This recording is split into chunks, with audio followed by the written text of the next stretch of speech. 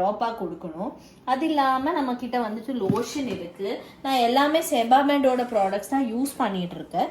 ஏன்னா அது வந்துட்டு ரொம்ப நல்லா இருக்குது, கெமிக்கல்ஸ் எதுவுமே இல்லாமல் பேபிக்கு கரெக்டாக இருக்கும்னு சொல்லிட்டு. ஸோ செபாமெடோட லோஷனு, செபாமெடோட பவுட்ரு. நான் பவுட்ரு அவ்வளோ ப்ரிஃபர் பண்ண மாட்டேன், ஆனால் கொஞ்சம் கொஞ்சமாக இந்த மடக்கு இருக்குல்ல அங்கே எல்லாம் அவனோட நாப்பி போடுற இடத்துக்கெல்லாம் கொஞ்சம் போட்டேன்னா கொஞ்சம் ஸ்டிக்கி ஆகாமல் இருக்கிறதுக்கு நம்ம வந்துட்டு யூஸ் பண்ணுறோம். என்னென்னா நிறைய வெளியே போகும்போது டைப்பர் எல்லாம் நிறைய யூஸ் பண்ணுறோம்ல, ஸோ அந்த டைமில் அவன் வந்துட்டு ரொம்ப ஸ்டிக்கியாக இருக்குமா, நம்ம வந்துட்டு திருப்பி லோஷன் போட்டால் ஒரு மாதிரி கொடன்னு ஆகிடும்னு சொல்லிட்டு நம்ம வந்து நைஸாக வைப் பண்ணிவிட்டு கொஞ்சம் பவுடர் போட்டு கொடுக்குறது அந்த மாதிரி.